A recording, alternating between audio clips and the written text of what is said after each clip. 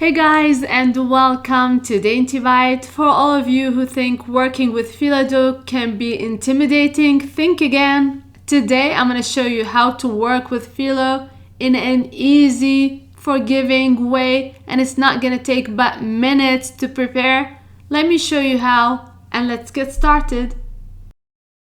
For this particular recipe, I'm using 3 kinds of white cheese. You can only use 2, but I love panela cheese and I'm gonna add it to this recipe. A mix of panela, feta and ricotta cheese. Make sure it's whole milk ricotta.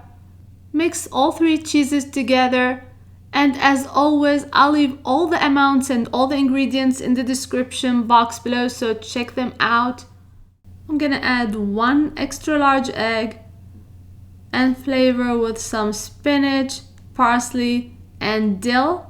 I give them a quick chop, add on top of the cheese, and last I'm gonna season with a touch of salt. I don't want to add too much salt, the feta is salty, and a touch of black pepper. Mix the whole thing together, and that's it. The simple filling is ready. I set it aside, bring a casserole or a baking dish, and I'm gonna start working on the phyllo dough. I have some melted butter, about 3/4 of a cup. This is unsalted European butter. I start brushing 1 layer after the other. You're gonna start with 4 layers of phyllo dough. Make sure to brush each layer with butter. You're gonna add the filling and let it nestle in between the phyllo layers, and I'm gonna show you how. You're gonna add about 3 to 4 tablespoons of the filling, spread evenly, and you're gonna make almost like a ruffle or like a well for the phyllo to rest in.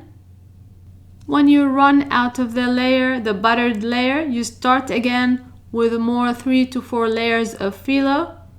This is absolutely the easiest way to deal with phyllo dough. Do you see what I'm doing? I did another one and I'm gonna do a third one right in front of you. And because I'm running out of space in the casserole or in the baking dish, you can fold the phyllo just like so. Fold the phyllo in half. Make sure to brush each layer.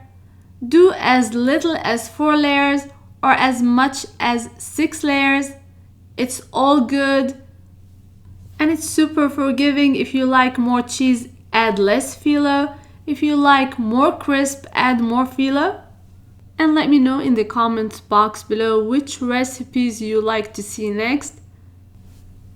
I really love to hear from you, and if you haven't subscribed to my YouTube yet, please do so and follow me on social media. The links are in the description box below.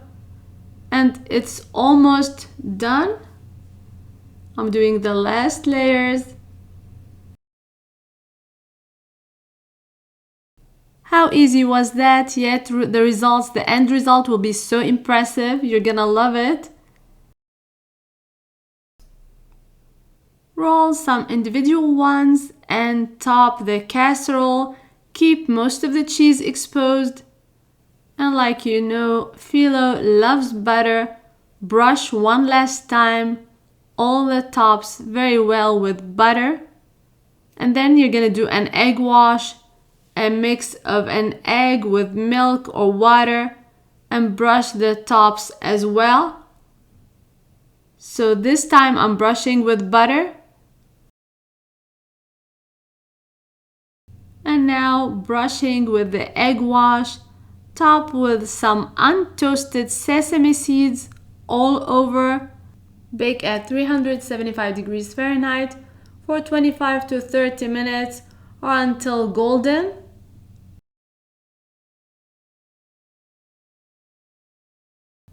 It's out of the oven. It looks and smells heavenly. You'll be able to tell it's crispy and the cheese is nicely melted. Serve warm and crispy. This dish actually freezes beautifully. Cut a square or pull 1 strip at a time.